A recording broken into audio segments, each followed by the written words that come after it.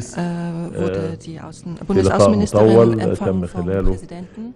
استعراض العلاقات الثنائية والأوضاع الإقليمية، وتم التأكيد مرة أخرى على الأهمية التي توليها مصر للعلاقات مع ألمانيا وما ماضيا من تعاون مثمر كان له أثر إيجابي في إطار جهود مصر التنموية، وكان أيضا له أثر إيجابي efforts and how the companies can work on development, and we discussed cooperation in different fields. We discussed also together after this session of talks the issues with the members of both delegates, during which we discussed different bilateral issues and the regional challenges and the challenges we are facing in general within a framework of international changes and developments and the importance of achieving security and stability. We discussed also the issue of human rights in both countries and the importance of joint action to enhance the common values we share and to realize the reality of things and to scrutinize the data and information shared so that these contacts and consultations would help develop further our values and achieve the aspirations of both communities to reach the level of the optimum application of these principles pertaining to human rights. And I was given also the opportunity to explain to Her Excellency the Minister how the Egyptian government covers all rights, be it political, economic, social or cultural, related to human rights, and the efforts by the Egyptian government to provide all forms of care and support to its citizens, as well as providing a path to share responsibilities and rights in a way that would achieve the interest of the Egyptian nation and his confidence in his government and his leadership. And this is the criterion according to which we assess the success in this context. Once more, I would like to welcome Her Excellency the Minister, and I give her the floor.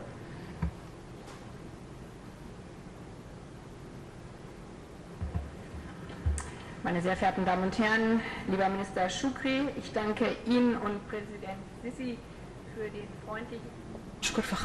I would like to extend thanks to President Sisi and Foreign Minister Sameh Shokry for the hospitality and receiving us in Egypt. This is my first visit to Cairo, and I was amazed and inspired by Cairo once I stepped my foot on it, and I wish I would be able to come back and visit it. Thank you for this honest bilateral discussion that we just had together, during which we discussed a lot of topics of common interest and regional importance.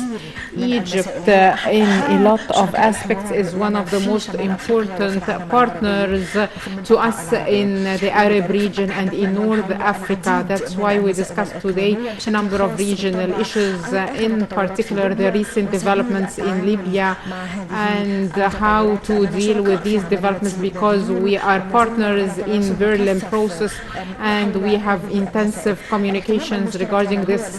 Our joint interest is stability and security in Libya, and this won't be attained unless the Libyans together decide upon the issues of their countries. And as you know, I visited Israel and the Palestinian territories, and I appreciate the role played by Egypt in the Middle East, especially the efforts exerted by Egypt and the Egyptian government to support people in Gaza. The new German government is convinced that the solution of two-state is the permanent solution, even if we have a long way to reach this goal and this solution. So we need to exert our efforts jointly, because we cannot go on with the status quo, and otherwise violence would escalate and be recurring in the region. Our both countries have a renewable partnership, and we discussed today new forms and old forms of cooperation and partnership, and I'm glad to see a lot of Egyptians who are interested in Germany. The German language has become the second widely spread German language in Egypt. Ain Shams University provides now a dual certificate with Stuttgart University, and we discussed also climate change and protection of environment as well as renewable energy, and this is an opportunity for further cooperation between us, and it is an opportunity for development. And we discussed also education, job opportunities, as well as clean environment. The German companies are interested in investing in renewable energy in Egypt, and to make use of this opportunity optimally, it is so important to have fair conditions for competitiveness as well as standards for rule of law. Egypt will host COP27 this year in Sharm el-Sheikh, and it is playing a pivotal role in protecting climate at the international level. In Germany, we have discussed this topic as one of the main pillars of our foreign policy. So, of course, this issue is very important, and it has been discussed during our talks today. Overcoming the problem of climate change is not a marginal or small issue, but now it comes on top of the agendas in Europe, in the US, and also in other countries in Africa and Asia. And this is due to the active role played by the communities as well as the youth, who are calling upon us, the leaders, to protect the planet for them, for the future.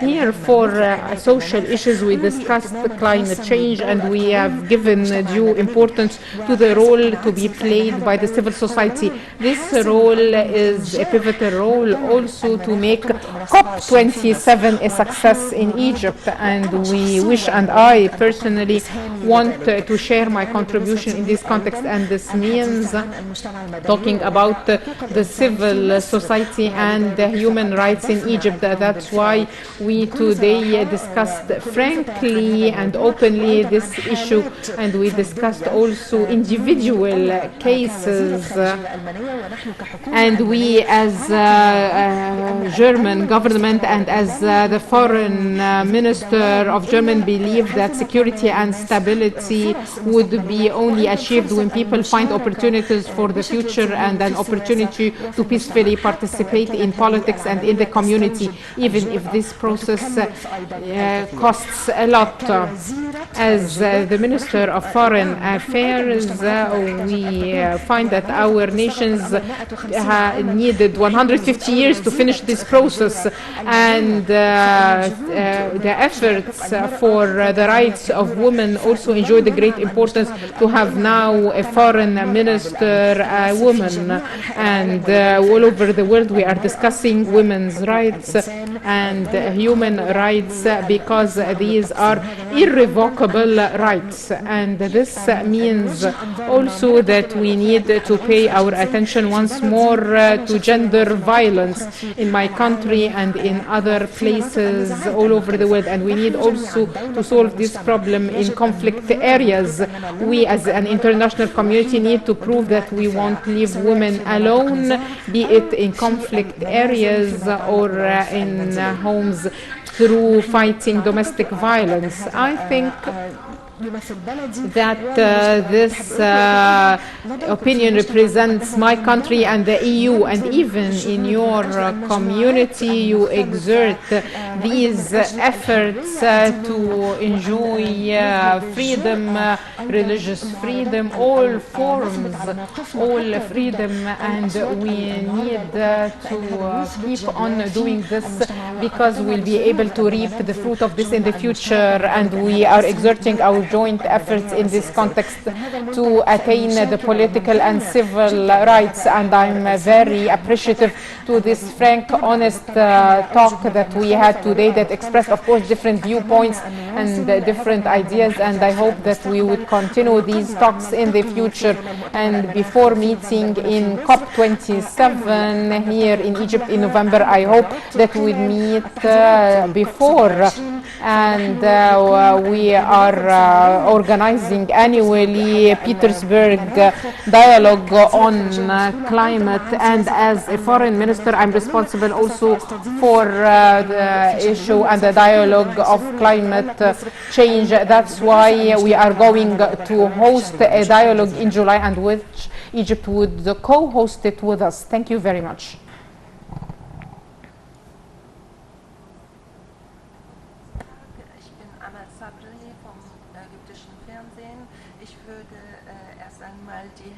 Außenministerin willkommen heißen und meine Frage. How do you evaluate the regional developments here taking place in Libya and the opportunity of giving momentum to the peace process in light of the position of the Israeli government, and what is the role that can be played by the EU in this context? Thank you.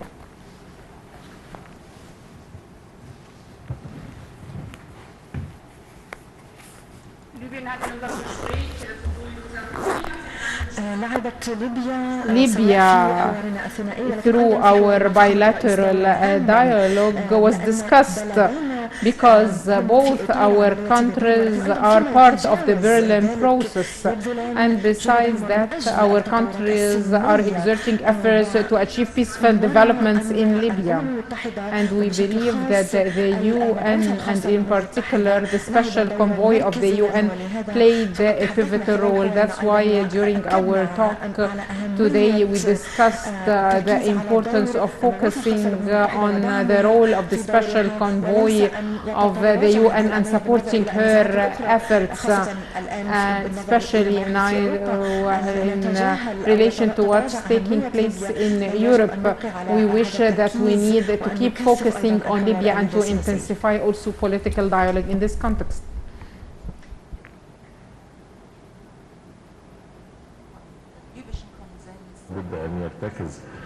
Also, we believe that the Libyans should all agree together on the future path, enhancing the institutions and respecting the legitimate institutions of Libya and the decisions they made. Of course, the parliament has shouldered its responsibility through implementing the Sukhairat agreement and sharing discussions to start a new phase that would lead to elections and constitutional amendments. And there were a number of agreements that were reached through the dialogue, and we are in contact with all parties to emphasize that there would be a solution other than the military solution to this issue. And we are also communicating with other parties on the international level to support the elections in Libya, to elect a government that would unite its institutions and would achieve the goals of its people. And these institutions will provide the services, the security and stability, as well as the protection of the Libyan territories.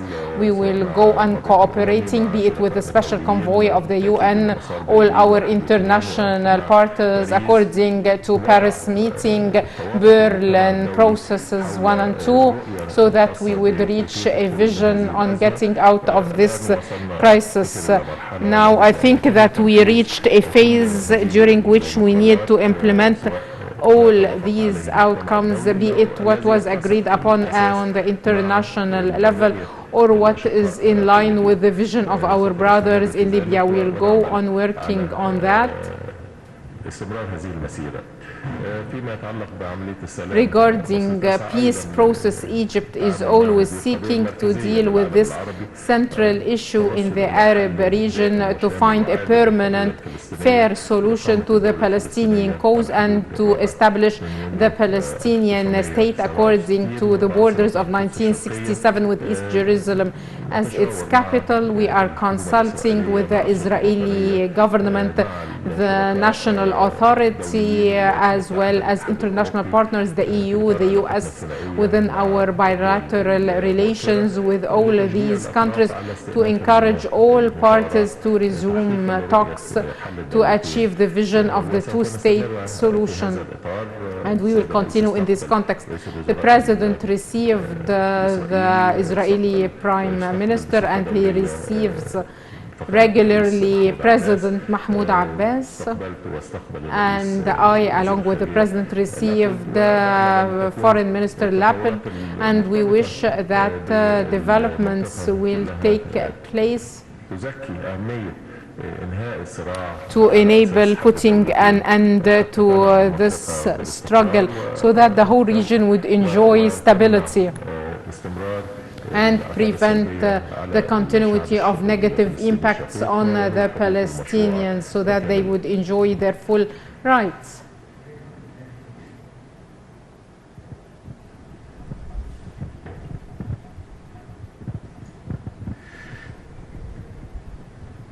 Herr Minister, gestatten Sie, dass ich angesichts der zuspitzenden Lage meine erste Frage Mr. Minister, let me move on to Ukraine. What are the repercussions that the Middle East might fear if a war would erupt in Ukraine? And what is the role of the EU in this context? And how do you evaluate the status there? Do you change your evaluation to the status? And what would be the impacts regarding the German citizens and those working in the embassy? We are very worried about any escalation in any spot worldwide. And of course, we fear any escalations, as this would destabilize the international security and peace. Egypt is always seeking to find a peaceful solution to all disputes without resorting to military actions, because this is for the common interest. And when we talk about the pandemic and the difficulties we faced, all this proves that we all live on the same planet together, and we suffer from the same repercussions. And also climate change proved this, that no country is away from the influence of climate change, and the same applies to tension. No country is immune from the impact of violence, so we still have hope that there would be a peaceful solution, a diplomatic solution to this issue that would protect the world from the economic or political negative impacts of this negative development if it occurs.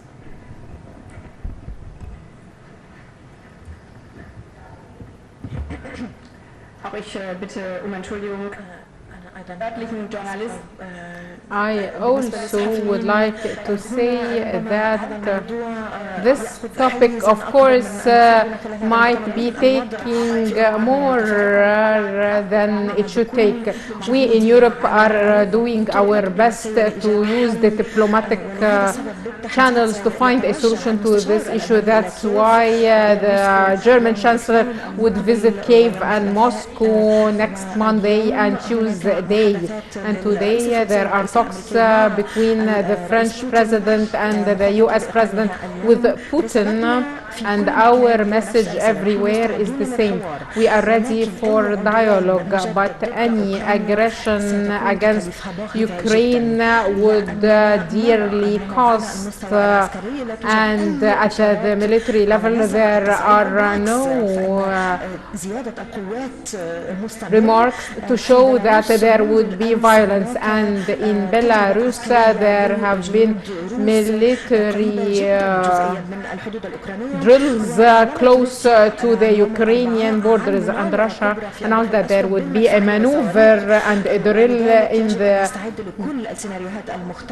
Black Sea, so we need to be ready for all scenarios, and that's why there are intensive talks right now with our partners and our friends to prevent any escalation. As for security in Ukraine, I decided that there are a number of steps that would be made to prevent any escalations, and today we will discuss with the different ministries and the different authorities to implement these steps. And we'll keep our embassy open in Kiev, and we will reduce the number of diplomatic corps in our embassy there, and the GIZ, the KfW, the German construction bank are going to cooperate in this context, and they would leave Ukraine right now. The general consulate will move to Lemberg temporarily, and the foreign ministry would announce a travel notice and to warn people from traveling from Ukraine to Ukraine. And a number of people are asked now to leave Ukraine. These steps are going to be made now after the crisis management session, and it will take 1 or 2 days to make the final measures needed. Your Excellency, the two ministers,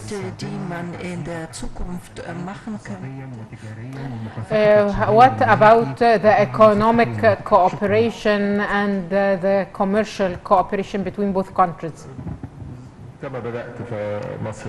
Of course, Egypt commends the cooperation between Egypt and Germany. We have historical relations between both countries, and this year we are celebrating 70th anniversary of diplomatic relations between both countries. And of course, over the past 7 or 8 years, this cooperation had its positive influence on Egypt development plans and the economic reform plans. The German companies contributed in many sectors, energy, transport, and others.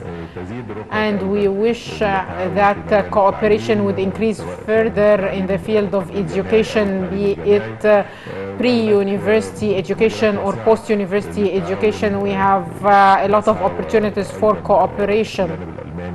And we, along with the German side, are trying to discover them and working on developing them further on the ground of common interests, and the positive impacts achieved by these relations for both countries. Also, the issue of climate change and Egypt hosting COP27 is a strong foundation for our cooperation.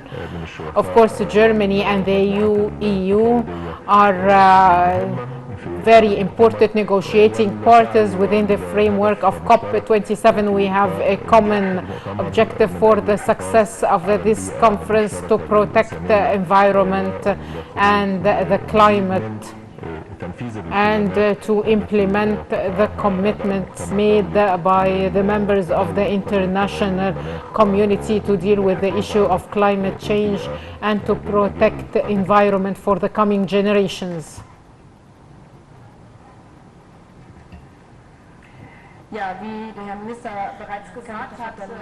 Yes, as His Excellency the Minister said, we discussed energy, climate change, protecting the environment in particular, and we have a big vision to cooperate in this context, especially regarding the opportunities we have right now. In COP27, we want to discuss only preventing the increase of world temperature, but also we'll discuss the technology transfer we need to manage this crisis and to continue cooperating in this context. As we saw, there are great opportunities for infrastructure here, especially for railways, and there is big cooperation between our two countries. We want to extend this cooperation, especially in the field of health. We discussed also the pandemic, and we discussed how can we increase our cooperation in this context. We discussed also education and cooperation in the field of health. We found also that cooperation becomes stronger when there is rule of law and there is stability. That's why economic cooperation goes hand in hand with developing the political and civil rights.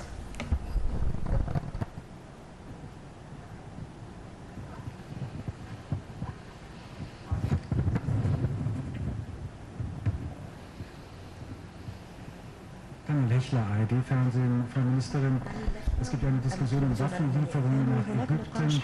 Wird es jetzt eine Did you discuss weiter deutsche Waffen nach Ägypten geliefert? cooperation with Germany and human rights? How would you evaluate the status of human rights in Egypt, and what did you ask the minister for? My question to the minister: if Germany stops exporting arms and weapons to Egypt, what would be the influence of that?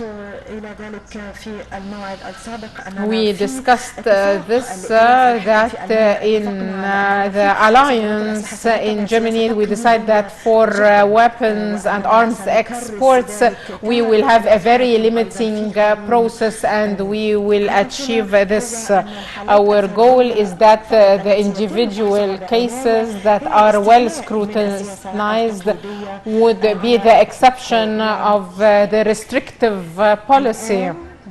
And now, in fact, and in the future, human rights status will play an important role in assessing this, and of course this would reflect on the countries that are up till now big recipients of the weapons exports from Germany. And as I said, we are talking here about a law that is not issued yet, and thus I cannot talk about this right now, but we agreed on the general lines in our alliance agreement, and the status of human rights plays an important role. That's why we'll talk about the status of civil society and human rights all over the world is given due attention and concern by the German government and by myself in person. It is a top priority. There is no difference between human rights, economic development or security. We give them all due attention because they all depend on each other. That's why to every country I go, I talk about this, and I talk about the friendship and the bilateral relations, because this includes always discussing the status of human rights, be it in Egypt or other places all over the world. And once more, I would like to clarify a point, that this is not a one-side approach. This applies to all other issues. We assess human rights conditions abroad and internally in our country. We are responsible for everything in Germany, and when we find the women representation in leading posts in Germany, we find that we still have a lot to do. So we do not discuss this issue with other countries only, but we look in the mirror at what we are doing and what we do.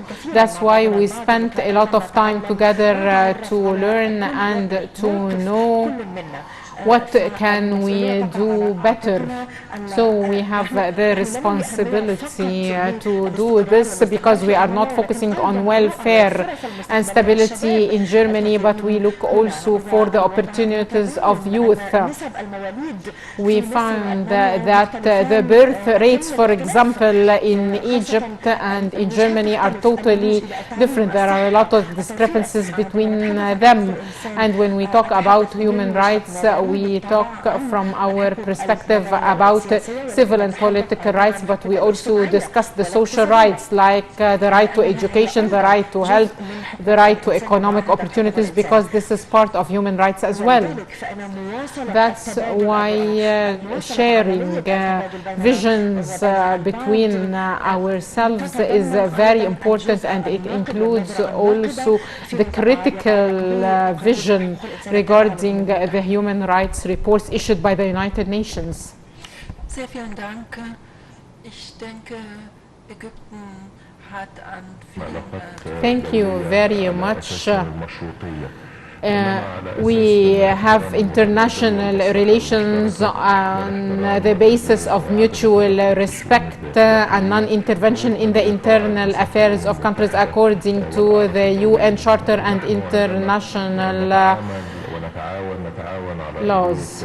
We cooperate on this basis, common understanding of the challenges we share, and Egypt cooperated with Germany to receive the arms and weapons it needs to protect our national security and our borders, and our perspective and approach in Egypt is defending the Egyptian territories, and Egypt has never aggressed or attacked other countries. Of course, having Egypt's strong military contributed to achieving stability and security in the region.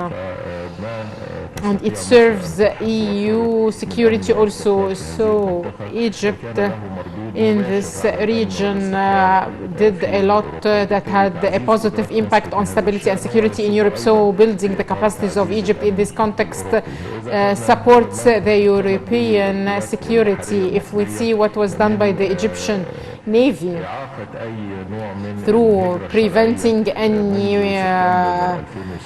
illegitimate migration or irregular migration to Europe, is one of the things that is important to our partners in Europe. When Egypt was able to face the attacks of the terrorist groups through its armed forces and policy, it was thanks to the weapons and arms provided to it, and building its capacity in this context. Egypt will go on playing this role and would prevent terrorist groups from going to Europe in order not to harm the European security or the German security. If there is a desire to reduce Egypt's capability in this context, then this is a decision that would be made by those who would make such a decision, and we will then find other means that enable us to defend ourselves and to go on playing our responsible role in contributing